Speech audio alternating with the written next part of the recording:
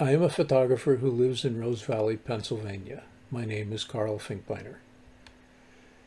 In the first three parts of this series, I told a story about Rose Valley, how its history has flowed along a pattern of abandoned industrial buildings found by artists, and after an explosion of creative activity in the early 1900s, how Rose Valley continued to flourish and establish important community institutions. Hedgerow Theater, the Rose Valley Swimming Pool, the school in Rose Valley, and the Rose Valley Borough located in the Old Mill, all being interconnected by community links, including, importantly, the network of hidden paths and bridges.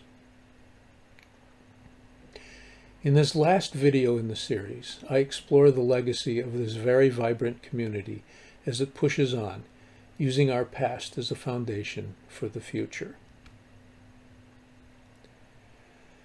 Remember my friend Morris Potter, the president of the Rose Valley Museum, who knows everything about Rose Valley?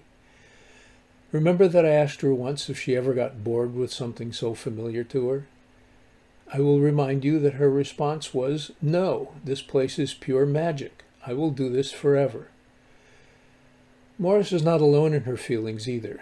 It is a great gift to Rose Valley to have this kind of passion in so many stewards of our community. For example, we still create new paths, such as the one here on Long Point. Nature is prominent in this now firmly established community, and paths enable its enjoyment, even while less tangible paths, springing from our historic legacy of artistry, are also being forged. Artists, unlike in some communities, have not been crowded out here.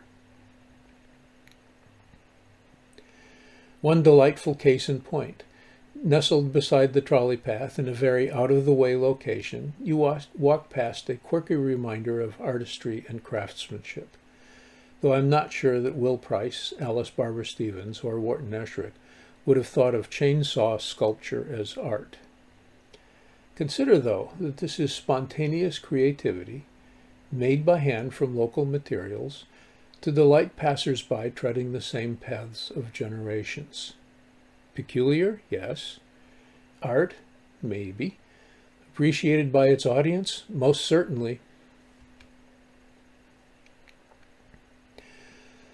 The relatively new Rose Valley Museum keeps alive traditions, preserving many of our wonderful artifacts and teaching and celebrating our history. The museum is a relatively recent addition to the web of Rose Valley, located in the house and studios that Will Price built for Alice Barber and Charles Stevens. It has been my honor and my great delight to be able to photograph their collection there. The museum holds many memories and examples of the creative works of Rose Valley. I wish there could have been more such works. The association supported artists and their art in that creative burst at the beginning of the 1900s. The energy and enthusiasm and talent were still there after that in Rose Valley and continue in pockets. Lou DeMaul, an architect, and Jane Molesky, a teacher at SRV, being recent examples of exceptionally talented artists. I find that I wonder what else could have been created, though, if more of those who had the desire and talent for it had been able to dedicate their lives to art, as was once the case with the Rose Valley Association. Despite my wish for more from the past, it is heartening that new elements of a creative community have emerged over time, like the Valley Voices singing group, the Gardeners of Rose Valley, the delightful 5-minute-long 4th of July parade, an annual variety show, to name a few. I love Rose Valley, its generations of people, and the fantastical qualities this place has always possessed. And so the pattern holds in Rose Valley. Waterways to mills, flourishing then abandoned to artists whose art helps establish a unique community. There is no doubt that water still plays an important role in the Rose Valley community, after having shaped its history, starting with the mills in the arts and crafts era.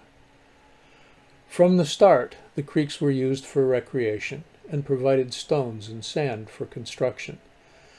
I am reminded when walking on Long Point, carved out by Ridley Creek, that before he moved here, a young Will Price and his friends picnicked here. They called themselves the Seekers After Knowledge, leaving behind the ruins of a little cabin overlooking Ridley Creek. Besides the physical shape of the community's roads and paths, the feel of our landscapes and geology, and the substance of our very building materials, the flow of water through Rose Valley has always provided inspiration. It inspires curriculum in our school. I mean, what child wouldn't love science class in a creek? It's inspired our architecture and our art, and it has inspired in us a sense of reverence for the beauty we are surrounded by. This final picture portrays an old institution at the start of day. The past is important to us in Rose Valley, and so is whatever comes next. Just as our mills were repurposed over and over, our community is constantly reinventing itself, starting anew through the efforts of many stewards. Despite fires, business failures, institutional struggles, and the general turmoil of any community of engaged citizens with differing opinions, in the future we can confidently say, nevertheless, they persisted. And why?